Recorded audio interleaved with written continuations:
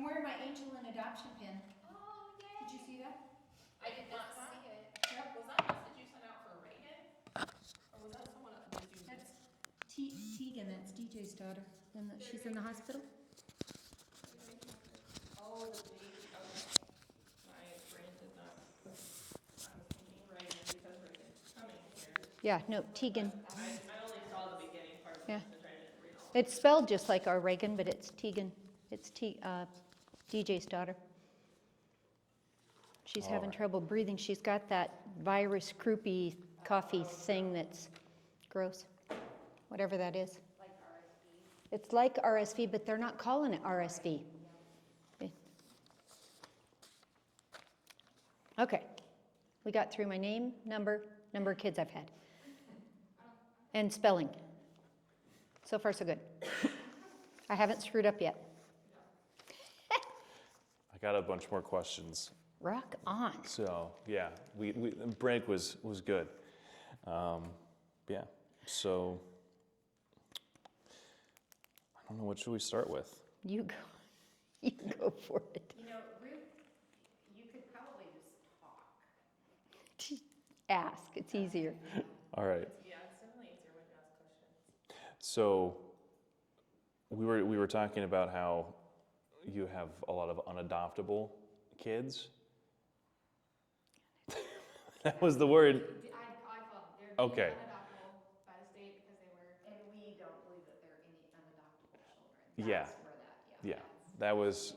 I thought it was kind of a silly word. So kind of like I couldn't be adopted till I was 18. Was that what you're talking about? that, or they were those that are unadopted multiple times, failed out of different foster homes. Failed adoptions? Failed Okay. adoptions or failed placements. Like we picked up a couple that were in treatment homes. Oh, kids that the state said could. Exactly. Gotcha. That's I get what you're asking. Gotcha. I was the last chance. You're the last chance. Okay. That's the question. So ask the question part. Oh, sorry. Gotcha. Yeah. I was still busy on the words. What made I you was different? stuck. That made you the last chance that actually stuck. Those were the kids that I pretty much asked for, were the ones that if the state was going to say that they were going to live the rest of their lives in residential, those were probably the ones that I wanted most because I wasn't sure I believed in such a thing. I'm not sure if that came out of maybe some of my classes at Iowa State when I went through and they'd say, you know, attachment theories, or they'd talk about kids that were unwanted. I wasn't sure there was such a thing. And so when Iowa would say that there were these kids that nobody would ever want, or they would be given back, they didn't make it in this home or they didn't make it in that home, and I always kind of thought they just hadn't found the right home for those kids. And I thought, that's about the people you picked for them. You didn't ask the youth who they wanted. And I always thought, that's because you read about them on a sheet of paper. You didn't go to the youth and give them a chance. Bring them in and let them have a chance, let them have a say. And so when they would bring a child in, it's pretty easy to talk to a youth and ask them, what are you looking for? What are you looking for in a family? Who are you looking for? What do you like? What do you want in a family? What do you enjoy doing? And then seeing what their answers are, and then building on it from there. That's not how the state would interview youth. They would call you up and say, do you have a bed? We need a home, and this is the list of the kids' issues. And then they would place a child. Those two things never match. And then people were accepting kids and then giving them back and calling it a failed adoption or a failed placement, and then they'd label the child as a child that's unadoptable. But that's the wrong label on a situation that's set up incorrectly. Does that make sense? So it's the wrong, it's like the whole gamut is set up wrong. Then you get these kids and you ask them what they're looking for, and then you get to that. So now they've changed some of the questions, but they haven't changed how they make placements. So the questions are better, but they're still going after the bed instead of The family. family. Yep. So we're a third of the way there. We're still not listening to the right person who's looking for their home. And I maintain if you get to the right person who's looking for their home, you will get the right match. The forever home. And those kids know when they get home. And when you see that child walk through your door and they come into your home and they look and they start meeting your pack or your pets or their space, and they start arguing with their siblings or whatever, and they find their niche, and they start going through the food line, and they start grabbing the remote control, and they start whatever that's making their space in their new home, they find their home. It's a world of difference. And that's what you do. I don't know. It's one of those things where you know when the youth has the final answer, you know you've done it right. So I always maintain that the right way to do it is to let the youth decide. And I insisted on that home visit, and I wanted them in my home first. And then, what does the youth want? If the youth said to me, I can't live here, those are the ones I said no to. Did kids say that? I had two Really? that said, I could never live here. I would never live on a farm. I would never live in this home. And both of those kids, I said, don't bring them here. And they did not come here, and I maintain they wouldn't have made it because they knew this wasn't their space. They knew it, and I respect that. But the ones that said, yeah. So what ages did you specialize in? I preferred teenagers. They're the ones that had my heart, but the youngest one I adopted was 7. And she was just a little spitfire and still is to this day. And she was just always one of my, her little eyes sparkle, and they still do. So she was a teenager even at age 7. Really? Yeah, I don't know. She just was always part of, I maintain she was just a little me. I don't know. So of the number of kids who visited your home, only 2 of them said they didn't want to live there. So what about your home do you think made it different, made it the place where children wanted to call home? I credit the other kids because they came in and, and part of it I give full credit to the birth kids because we didn't adopt anybody and I call them the 4 T's, okay? Because we didn't adopt anybody that the 4 T's didn't give the thumbs up to. So give full credit there. But the 4 T's. So the 4 T's are the birth kids, okay? In my family, we call them the originals. The originals, Yeah, okay, yeah. the originals. And we agreed, when we opened it up and said, do we want to do this? They said yes. But after they did the first adoption, so we adopted a girl first, okay? After that, then it was the 4 T's and a J. Then it was the 4 T's and we just kept adding. And everybody got to vote. So pretty soon, it's 21 voting for the next one, or do you see what I mean? It's the vote in. And everybody got to vote. So, nobody can say, well, I didn't vote you in, because it was unanimous each time. Oh, But unanimous. it had to be. Yeah. And so they couldn't come back and say, well, I didn't vote you in. or you got voted off the island or whatever, any of that. But they would try and use that on each other. Really? You know, I they would would. have done that to my Yeah, siblings. they would try it, but they didn't get a chance. And- So the 4Ts, they're all named with a T name.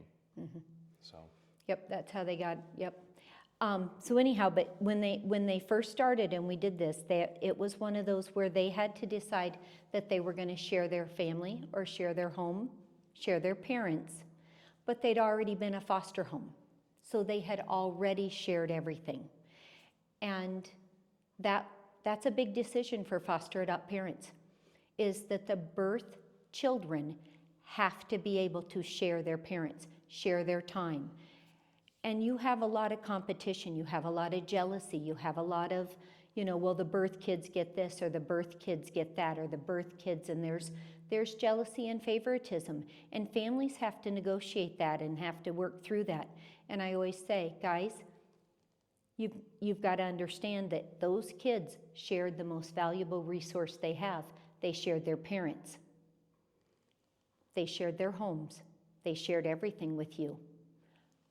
In return, they got you. So these birth kids, they got siblings. You adopteds, you fosters, you got family. So stop with this competition stuff. You either choose love or you don't. And they had to figure that out. And man, does that shut people up. Because they both won. And my T's will fight for their siblings like nobody's business, but they'll also fight with them, and vice versa. So our family gatherings are war and peace. I All at wouldn't the miss same it for the time. world. wow. Well, so what advice would you have for people starting foster care or starting going into adoption to make their house, their home like that? I don't know. Make sure you're all in.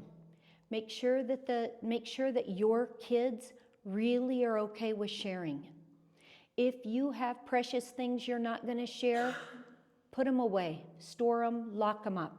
If they're precious and can't be shared, store them. Get them off site, get them out of there. Everything that's present, it's share and share alike. Because they're gonna be shared. They're gonna be snooped through. They're gonna be gone through. Material things, if you have kids coming in, they don't value material things the way some people do. Those things aren't valued because these kids have already lost material things. If they've lost parents and homes and communities and school districts, they're not going to care that that's a precious Barbie doll to you, because they've already lost everything that's 10 times more precious than that. So that's not going to have the same value to them. So don't think that that's going to be something they're going to consider sacred. So if it's sacred to you, lock it up, put it away, and neutralize all of those things and start at it at zero. Somehow find a way that you can put people on equal ground and make sure they understand that everybody has value and worth, and everybody is a treasure, and everybody has rules and boundaries that you can follow as a unit. We, our, us, not them and us. We're in it together, and we're here to go forward. The other thing I would say is, don't try to make up somebody's past. Don't feel sorry for people because of what they've experienced. That is such a big mistake. You can't make up somebody's past, and don't feel sorry for them. That's condescending and it's insulting. And I always try to say to people in a polite way, and I've given up being polite in a lot of ways because people don't get it, but don't try to make up somebody's past for them, because it's kind of insulting. It's like disrespecting their journey. Their journey brought them this far, and if you respect who they are today, you need to know that that journey got them to this point. And if you love who they are today, love the journey that got them here, then give them that future. Let them build on that journey and give them that future, because that journey is awesome and it gives them the roots to give them that future. And it's all working towards something that could be incredible. And I say this all the time. You don't know who's going to build the next incredible thing, who's got the cure for cancer, who's going to be the next inventor, who's going to be the next president. You don't know what that future holds. So build everything you can that's going to build that human into whatever it is their skill set's going to show you. Don't try to make up a past. Nope. I guess that one doesn't want to be on anymore.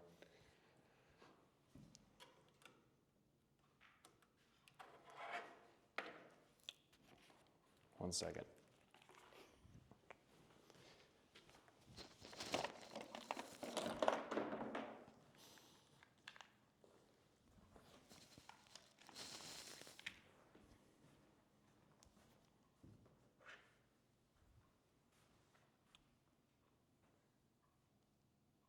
There's a black box somewhere. Oh, on the end of the table here. Big. I got it. Oh, you found it. Yep. Looks like I'm probably sitting on it. Nope.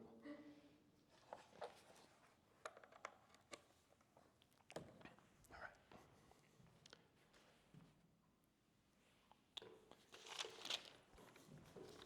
So, don't feel sorry. Don't be condescending. Don't assume people's pasts. All right. Oh, well, we've talked about a lot. Is there anything you specifically want at this point? Whatever she wants. No? Seriously, I mean, everything. I It's like, really, really good. Yeah, what am I? I'm like Ruth's protege, maybe? Like, Oh, my yeah. beliefs are exactly the same as hers for, I think, pretty much most. So you've adopted an adult, from what I heard. So 1, 2, 3. Julie, Mandy, Brittany.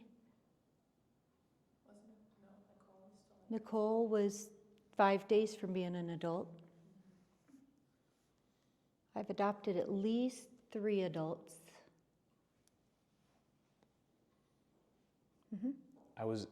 this is going to be an awful question, so you need to fix it for me. Okay. But what's the difference between being a mentor and being a mother? Do you understand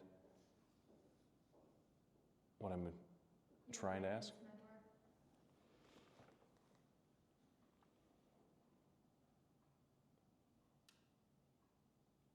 I don't know if you have mothered them already, whether you ever get out of that rule. But I would say that as they age, you become a mentor. I'm a mentor to them now that they are mothers themselves.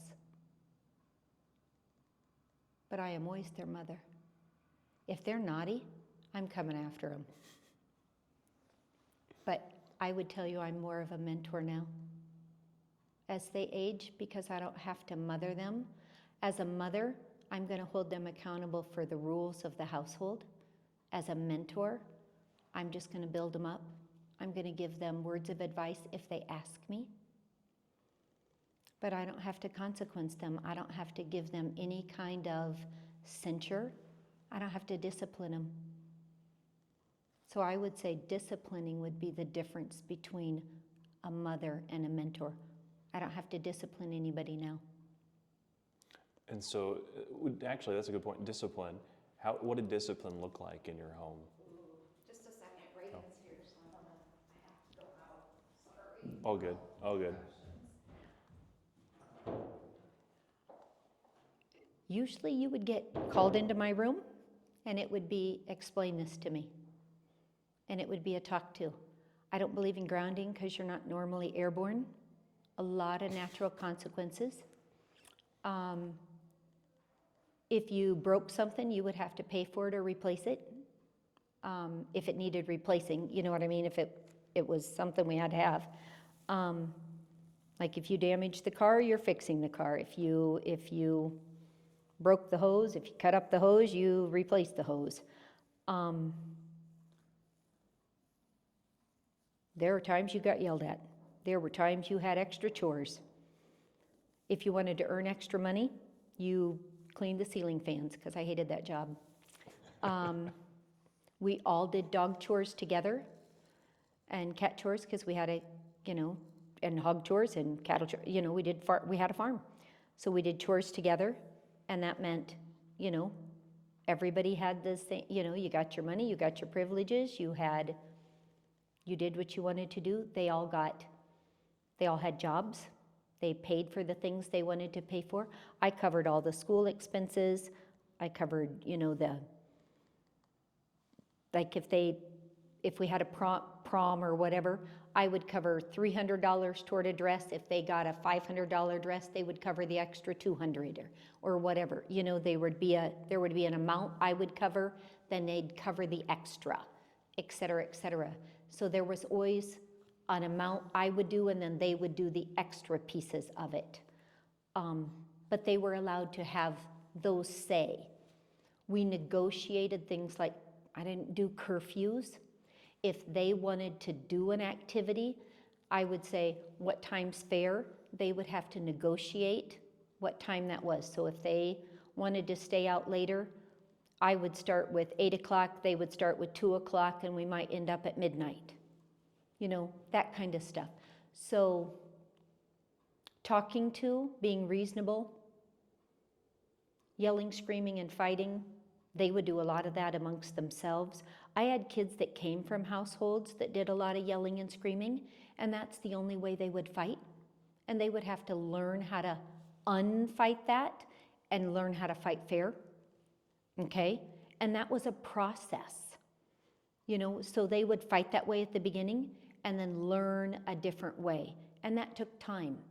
And you'd have to do that as a family. So like each new youth that would come in, they'd have to learn the family dynamic.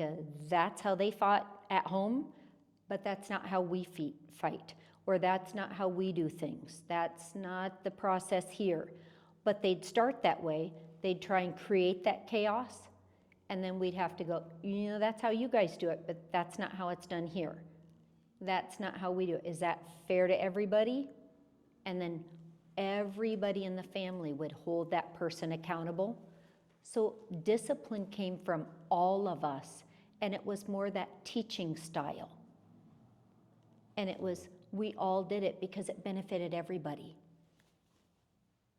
So once you became part of the pack, it was kind of like that pack mentality. We all win, we all win. If we all get to go, we all get to go. We vacation together.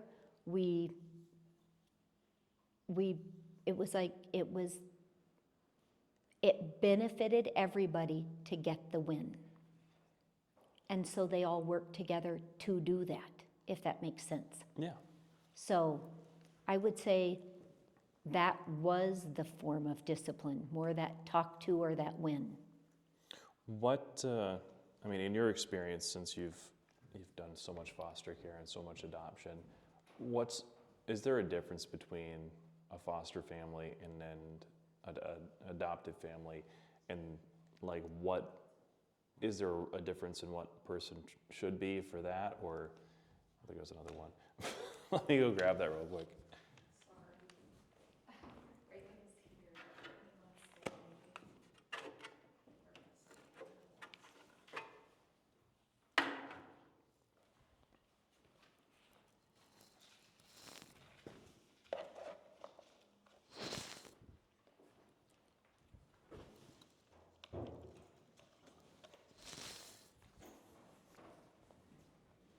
Is there a difference? Say it one more time.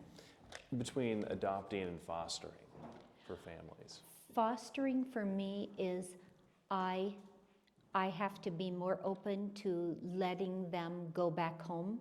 So for fostering, to me, it was their birth family rules, their calls with their birth family, more running them back and forth to the therapy appointments, more juggling their visits in and out. It was more the mood swings. It was more the, like on holiday times, juggling their birth families would get them first dibs on all of the holidays, all of the birthdays. It was that revolving door because those families and all of their aunts, uncles, grandpas, grandmas, all of those visits were first.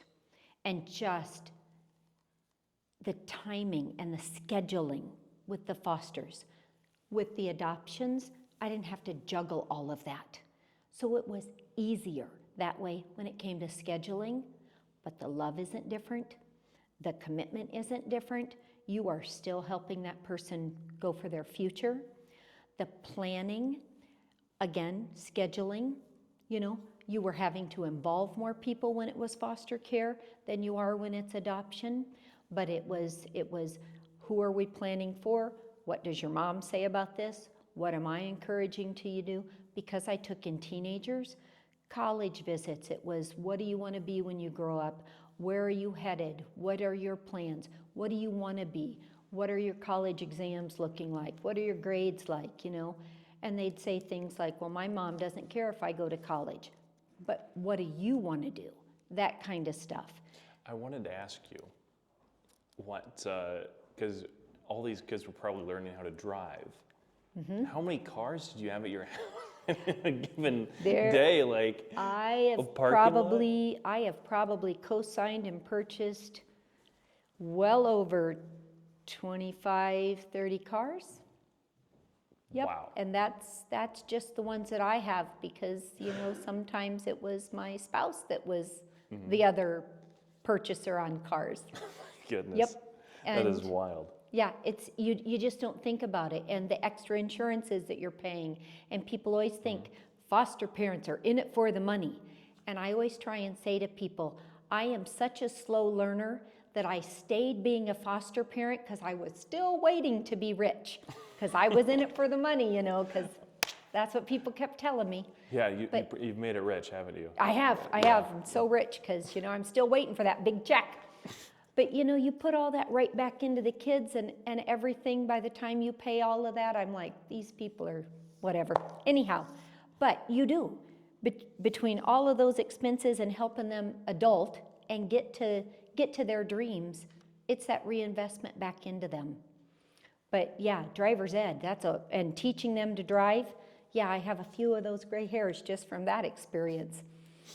Were all of them really good drivers from the No. No. So human trafficking Yes. was something we wanted to talk about today. Okay. How did you have a lot of kids who came out of situations like that? I did. That you ended up fostering or adopting? And how did that play into how you cared for them? 8 of my adopted kids had been trafficked to here in the state of Iowa. And, we know now that whether the state of Iowa said they had been trafficked or not, that was part of the journey that these kids identified as, I have been trafficked. And they would call it that. Once they knew the definition of trafficking, they used the term trafficking. Otherwise, they might have been called, the state might have classified it as lack of critical care or child abuse or neglect. It might have been classified in the official records under a different child abuse term. And actually, I think we were talking to Brittany about that for a while. She brought about how when she was found in a sting operation, she was like treated as an adult, and she was labeled as a prostitute. Yep. And had a felony as a 15-year-old. Correct. So, and that kind of goes into that a little bit as well. Right. And that's what they did. And they don't classify things correctly, or they'll hide it under something else, or they didn't recognize it and they still don't. And sometimes it's them being naive or not doing their investigation correctly, or the youth maybe not telling the whole story because they don't feel safe, or because the trafficker is so close to them, or they've been told, lie, or else, and they're too afraid to tell the truth until they get in a safe environment where they know that trafficker can't hurt them before they say, hey, wait a second, I've been trafficked. And then they can be honest and get the help they need. Wow. So anyhow, it plays in that once they get safe, then they can start getting the therapy. They can start getting being safer and getting those services that they need. So when they're at my house, for us, it just came down to guarding them different, keeping them away from people that might be using them or abusing them. For me, I became very aware once I was educated on what trafficking looks like in rural Iowa, being aware of my youth. And when I say guarding them, when we went in public, I watched my youth, but I also watched people watching them because buyers would be around them. Pimps could be around them, people who have used and abused them, and I got to where I could see them watching people and their reaction to people that might have been around them. If all at once that youth started acting very shy, very bashful, very afraid, we were exiting those stores pretty quick because I thought, they're in this building with somebody who is a danger to them, and whether that was an actual buyer or that person looked like a buyer, smelled like a buyer, did something that reminded them of a buyer, I don't know, or a pimp. Do you see what I mean? Mm-hmm. Whatever, it triggered my child. That meant for me as a parent, I needed to guard that child and get them out of there. And so as a parent, I just became very aware of things like that. And for me, it means guard them tighter, closer, keep them closer to home, shop somewhere else. And we started doing things like that, just pretty regular, till they were safe and secure. And we taught them how to do that for each other. We also paired up. We did the buddy system. We made sure our kids were never any place alone if we could possibly help it. And, safety in numbers. Put them 2 together, 3 together, 4 together, send the pack. If need, 22 together. And they went out the door. Wow. And it's just the way we did things. And we were in a small community in Iowa, and we had good friends, good neighbors, and our people that, knew and loved us took very good care of our kids too.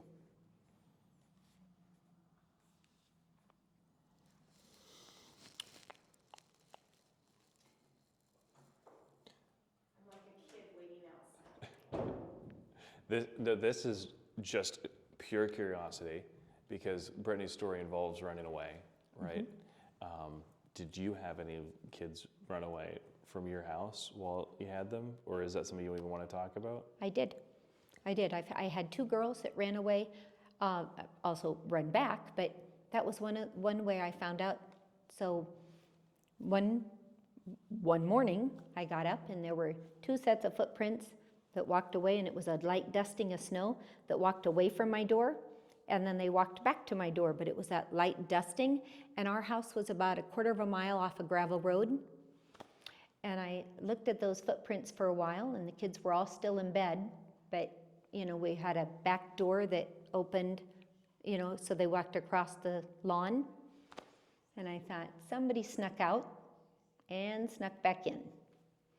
And so I just waited. And then I had that, nobody's leaving this house till I know whose feet did that. And that meant no school. We're not leaving till I know this. And what I found out was I had 2 girls that were currently, they had both been trafficked, and they were a buyer a pimp and a buyer. They had located them, and they were blackmailing these 2 girls, and they were threatening me. They were threatening to hurt me if these 2 girls did not sneak out and do things for them. They were going to hurt me. Because I was traveling and educating people, they wanted me to be quiet, and these 2 girls were the trigger. So when I found out, and these, we sat down as a family and said, okay, what would you like to do? And the girls, were like, well, Mom, we didn't want you hurt. And I said, we're not doing this. You are not going to protect me. I'm the parent. You have to be safe. So I said, we're going to call their bluff. Ultimately, we did, and the trafficker had to make a decision, but those two girls didn't get to leave anymore. And we changed security systems, put up different cameras, et cetera, et cetera. We got the police involved. We got that kind of stuff done. Did they get caught then? Or Well, in theory, they were identified as to who they were. Yep, there was nothing really done legally to them. really? But they did send some pictures of my daughters in some compromising positions. They got talked to. But How would they contact them while they're in your home? I mean, would phones. they would call? I guess they're teenagers. They probably, Phones. yeah. Yep. That was terrible. But again, people don't take things seriously.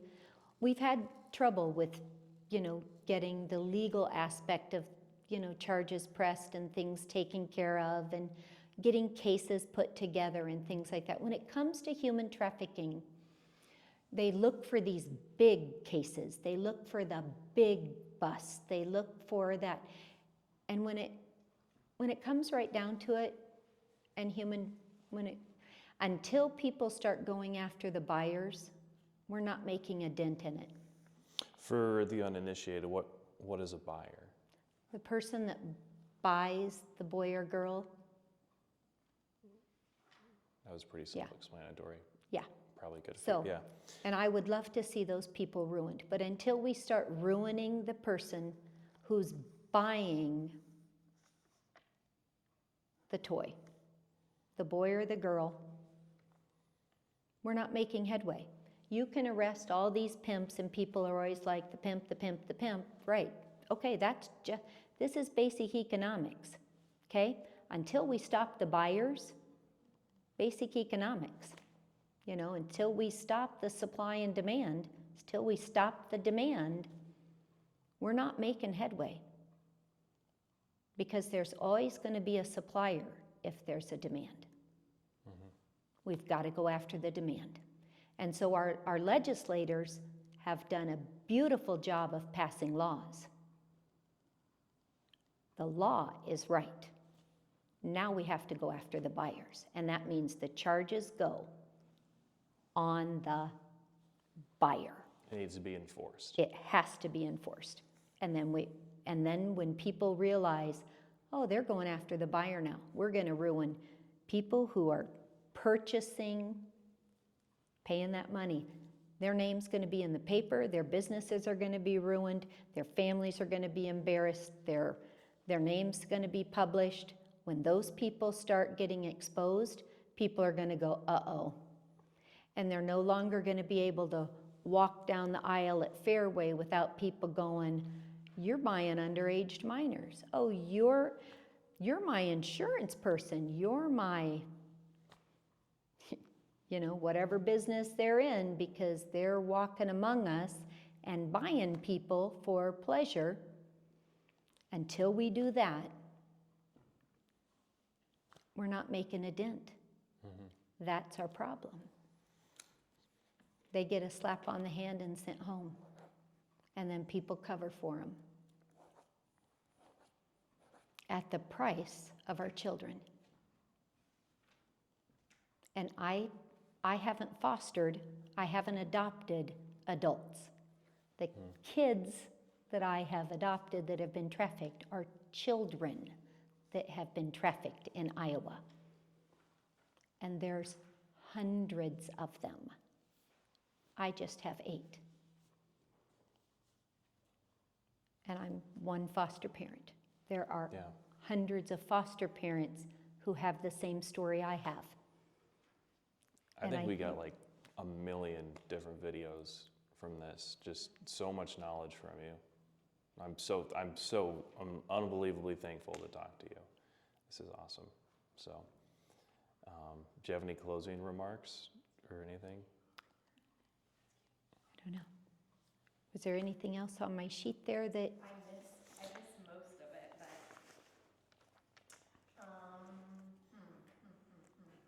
you wanted to mention, don't dwell on what they lost and what because I think you talked about that with not being condescending or feeling sorry for them, to focus on their future and what you have to build with. Talked a little bit about that, yep. Yep. Offer a future. Yep, Yep. talked about that. They get adopted, ways to honor their past. Ways to honor their, Did we talk about that, you think? do we talk about ways to honor their past? Yeah, in like this exact same sentence as we talked about being Okay. condescending. Okay. Find ways to build them into your family. Yeah, you did an awesome job on that one.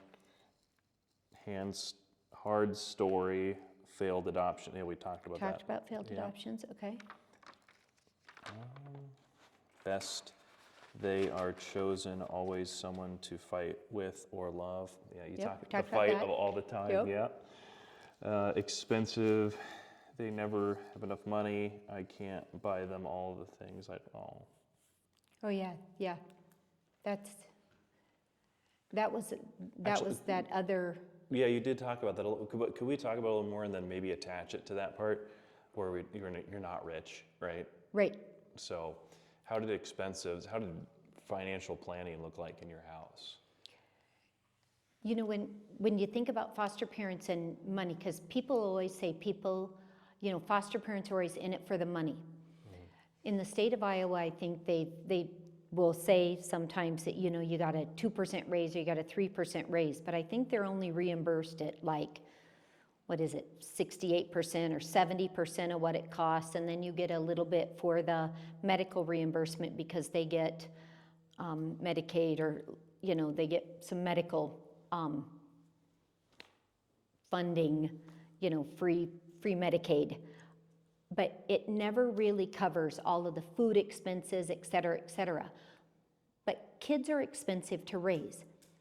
So when you think it's $15 a day is the support you get, or $19 a day, or $20 a day, that's what you get as a foster parent to raise up that child. But you're paying for their formula, you're paying for their diapers, you're paying for their school expenses, you're paying for their car expenses, you're paying for their clothing, you're paying for, there aren't any of these, I think, senior pictures, insurances, college expenses. You look at the expenses you put into your child and you go, does it cover this? It never covers enough.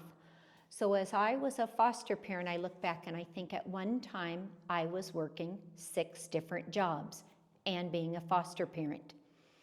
At one point, I was a full-time college student and working 3 part-time jobs and being a foster parent.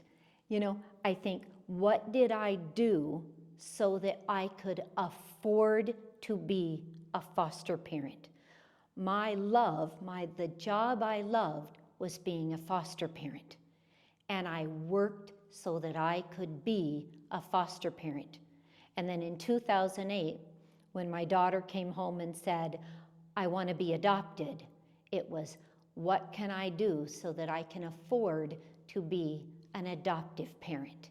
And it was, what can I do so that I can afford to do this and be able to give the kids this much more? And I realized I will never be rich. I will never have enough money to give them houses and cars and vacations and stuff that other parents can do. And I had to sometimes, I think, wow, I wish I could give them all of these things that I see other families give. And then I had to decide, but I gave them family. And I gave them faith. And I guess that's good enough. And I hope that other people that get to see this think, I can give them that too. So as you look at what you've got, whatever it is, please think of what you've already got and how solid it is. And can you share that too? And if you can, do. Because that's what I had to come to. I think that's kind of your call to action, right? Yep, that's what I have to do. So it's not everything I want to do, but it's what I can do. Awesome. Okay. Anyone got anything else? Any questions? Did you do that, if someone is not ready to, able to, or willing to parent a child? Oh, Say- that call Say to it one more action? time. If someone's not willing or able to parent a child, adoption is. Yeah. Like, do you have any advice for someone who's not ready to, able to, or willing, or wants to parent a child? Not, just. Like a birth kid, somebody they gave birth to? Exactly, right. Like, is it okay to give them up? Yeah, I haven't covered that one. no. Do you want to? Really quick, let me Like, check my is other it camera. okay to seek out adoption? Right. Yeah, Yeah, we got 15 minutes left on that one. okay. I'm going to take this one. You want to think about adoption as an option, huh? Adoption as an option. Mm-hmm. Yep, exactly, all the way around. All the way around. Let's see, short and sweet. Okay, All right. Ready when you are. okay. Do you want me to ask it? Yeah. What advice do you have for people who might be in a position where they're not ready to parent, not able to parent, but are still going to be having a child? If I had to advise a young woman who was pregnant right now, and they were really, really afraid that maybe they just weren't ready to have that baby and raise it up, maybe they didn't think they had everything all together for that baby, I would want them to have a say in making an adoption plan, picking a family, being able to love that baby enough to give that baby a future with a family that maybe they too could be part of that adoption plan, and loving that baby enough to watch it grow up with that family through pictures, through visits, through letters, through love, through whatever kind of contact that they would work out through that plan as they went through that process. And I have had a daughter do that. And I think that is a beautiful way to show love through adoption. Actually, I've had 2 daughters, 3 daughters that have had granddaughters that have been adopted with adoption plans. And they love my granddaughters through adoption plans with other families. And it's a beautiful process that I get to watch from a distance and know that those daughters are being loved from a distance by my daughters. And I get to see pictures and love all of them through that plan. All right. Is that a wrap? Sweet. Close?